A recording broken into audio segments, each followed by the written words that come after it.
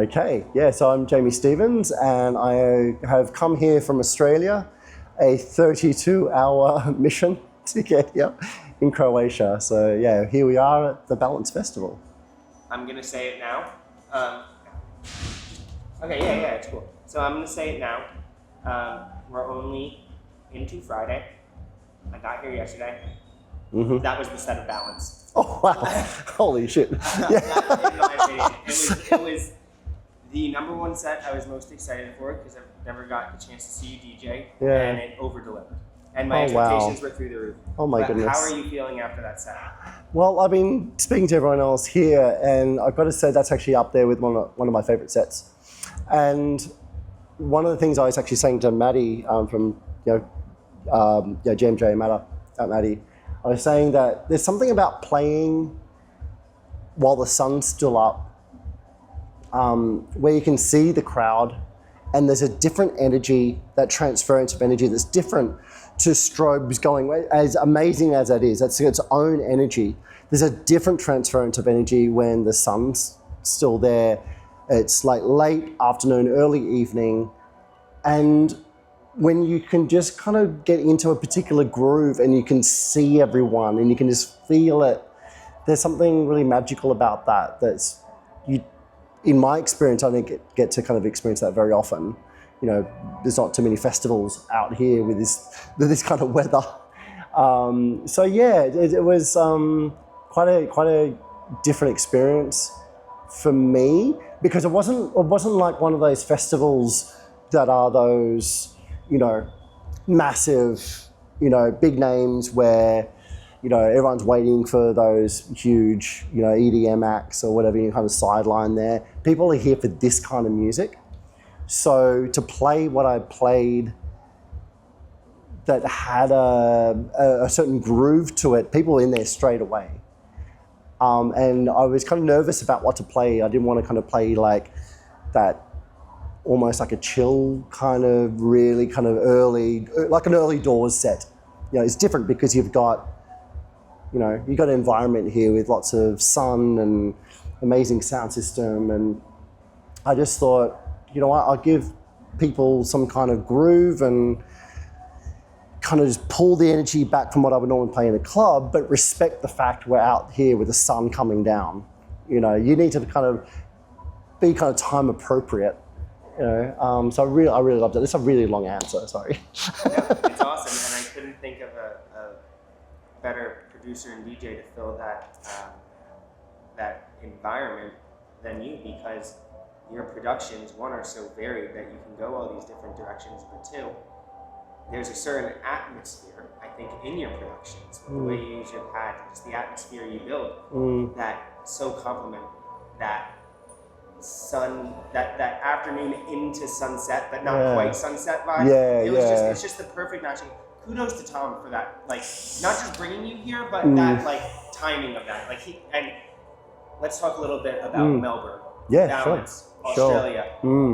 All the producers, I've shouted so much about how amazing all the producers are, but what I'm learning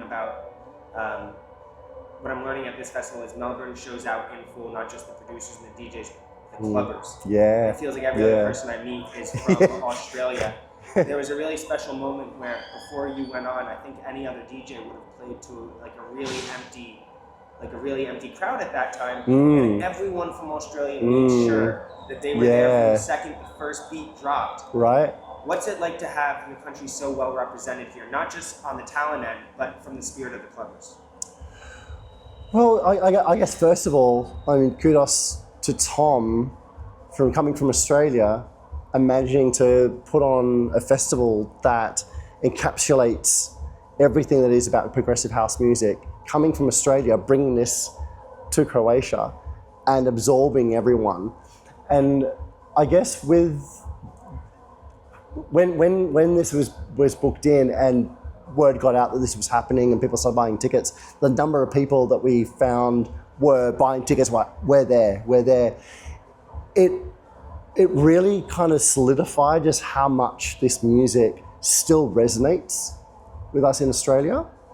You don't see it week to week, really, but I guess when you have events like this, that's when the barometer goes up, and you realize just how supportive the crowd is, or the crowd, the people that love this music, where they'll go to kind of experience this.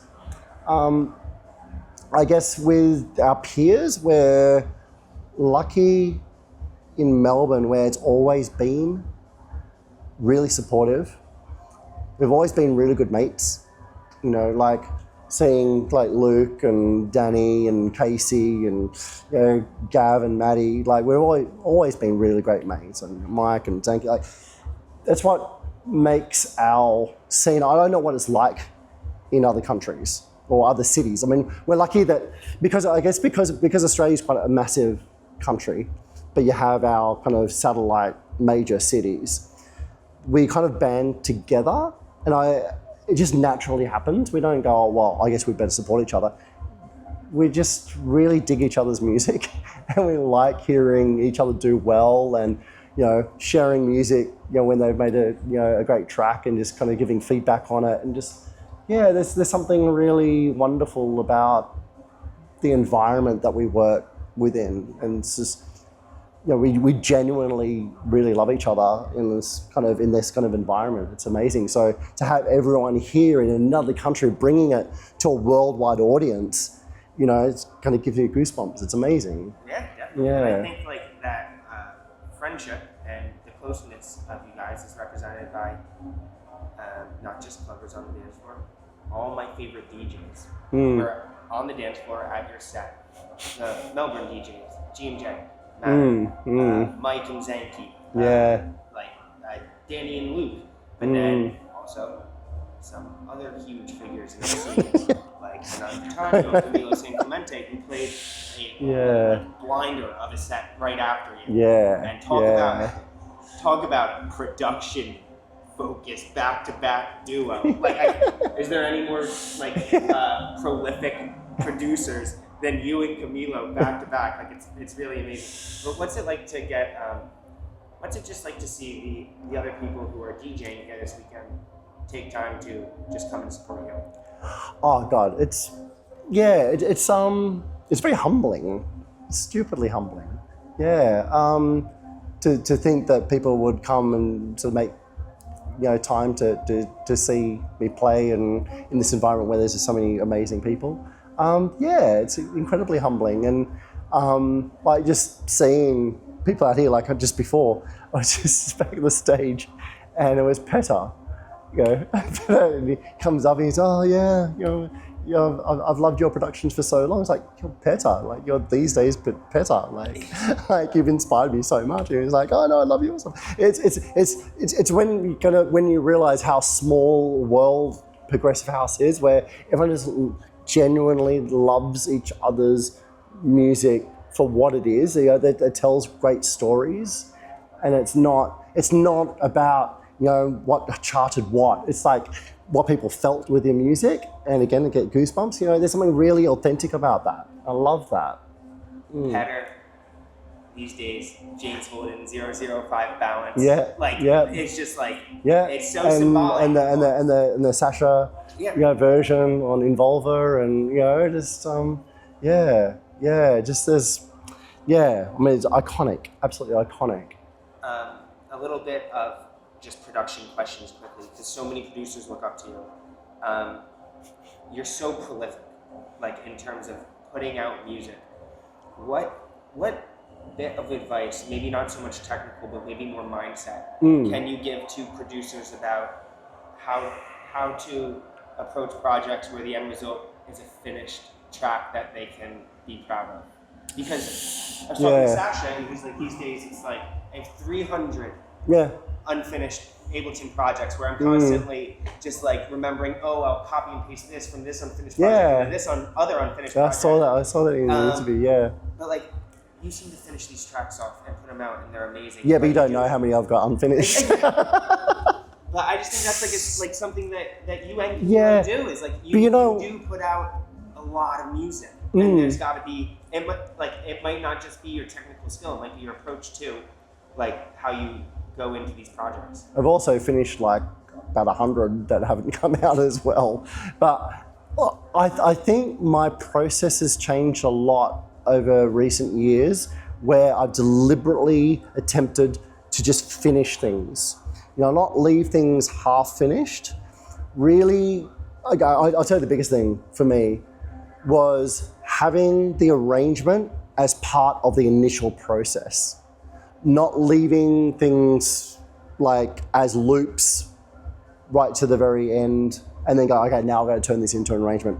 Making the arrangement part of the intrinsic process, because that's how you tell a story. You tell your story over the arrangement. So make it part of the initial process where you have some building blocks there, but then, okay, they're almost like as a sculpture, like, what will I need here? Like, I need to build to here. I like kind of doing automation stuff early on where I have a part, kind of have like a kind of an arc, and then I can kind of build on that. Oh, there's a moment there that I could really expand on.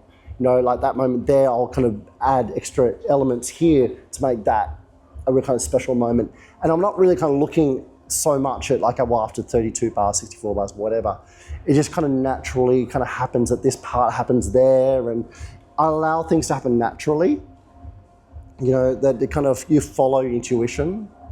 And since I started making arrangements part of that early process, I don't have as many unfinished things. I found that once I used to have like so many loops, and they just stayed as loops, because when you started stretching them out and try to create an arrangement, you don't have that same feeling. Or two things, you can't really build to that energy that you created as a loops. It just doesn't quite feel the same when you try to extract it all and go, okay, well, now I'll build to that by kind of like building to there and then coming out of that. It's never, from my experience, never felt the same. But when you make kind of the journey of the track part of the process and go, okay, now I need something here. I kind of feel like it needs kind of a pad here, or needs a little kind of arpeggiation there, whatever. Having that as those initial stages, it makes those arrangements feel a lot more natural as well. And I end up finishing off far, far more tracks. Yeah. Thank you for that. And last thing is, the next time I'll see you is up at Skyline. You're playing with Anthony Papa and Paul. Yeah. What a freaking lineup. I know, right? Yeah.